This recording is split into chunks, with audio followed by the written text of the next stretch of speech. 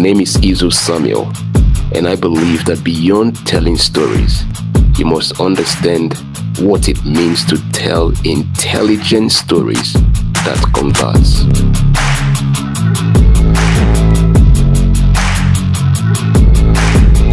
There is a very big difference between your story and your message. Story, message, and what your vision is about. Your story is used to give clarity to both your message and your vision. Like the Nigerian will say, dress the way you want to be addressed. If we do not put the right information there, then the people are going there. Their mind is not yet made up. They are still whether or not they want to do business with us. What did they go there? The information they find is not the right one, that we didn't sell ourselves well, then we lose the client there. You need to already know that they are going to look for you. So leave the message that you want people to read about you. We need to be intentional in the story that we are planting out there, so that when the people come, it's as if we already know they were coming. So we set them there. You need to take a moment to begin to practice other people's stories, OPS. Practice that OPS as much as you can. Take your time to watch a documentary, Alexander the Great, World War II. That documentary is going to teach you how to tell stories without wasting people's time.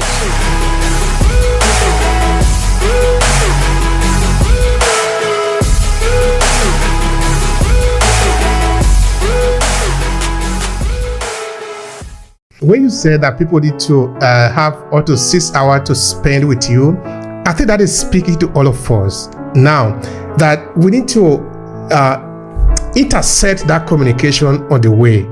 In that we don't need to say, when they look for me, I will then create content that help them to know me. No, you need to already know that they are going to look for you. So leave the message that you want people to read about you. Like the Nigerian will say, dress the way you want to be addressed.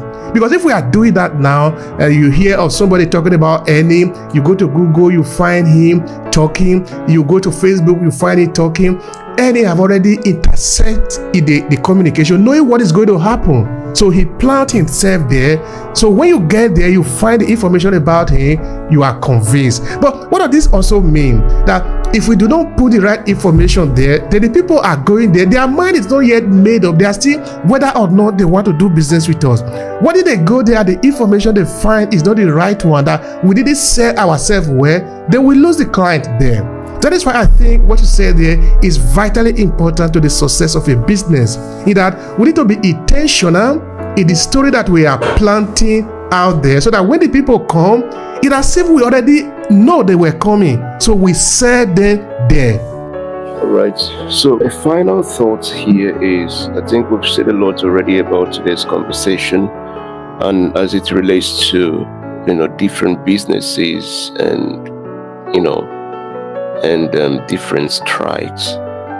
So what I would say to all the people here who've been listening in, who are so enthusiastic about storytelling, is whether you want to tell a story for business purposes or you want to tell a story for personal purposes, using it to develop your communication skills, the best thing I would say to you is you need to take a moment to begin to practice other people's stories, OPS.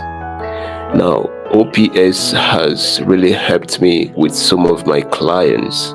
I practice that a lot, OPS, other people's stories. And what that means is that I am hungry about reading the stories of other people.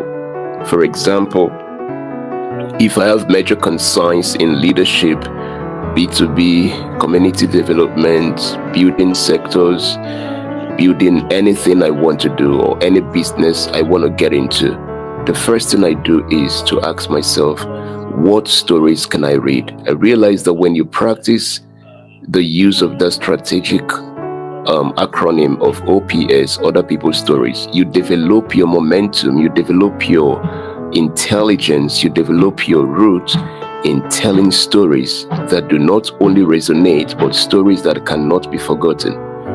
And there is a very big difference between your story and your message.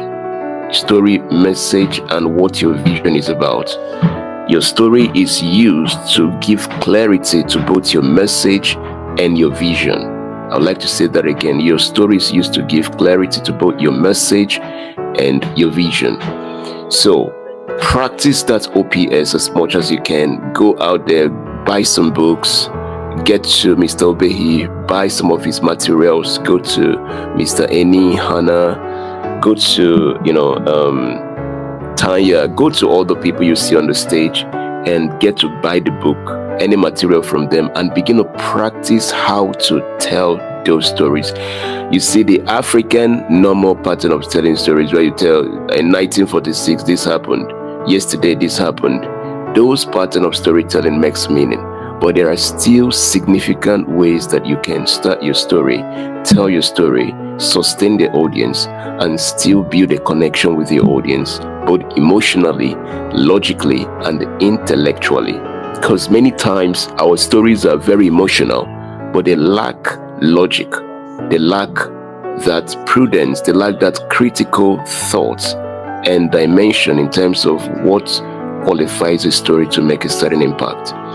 And the final thing I'm going to say to you people is this: take your time to watch a documentary, and that documentary is about the story of Alexandra the Great. I took my time to understudy that documentary. I've understudied that documentary over 10 good times. And one of the things I've come to realize about that documentary is that it's going to teach you how to tell stories without wasting people's times. And the next documentary that will help you to build your storytelling skills, especially that OPS, is this World War II.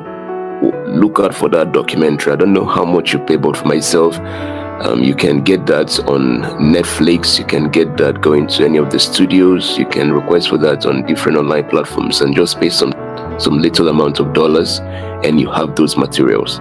Now, the reason I'm saying this to you is because you need to outgrow the traditional way of telling stories for you to be able to attract some certain kind of clients. There are clients that will come to you when you tell what is called the founder's story. There is what is called the founder's story.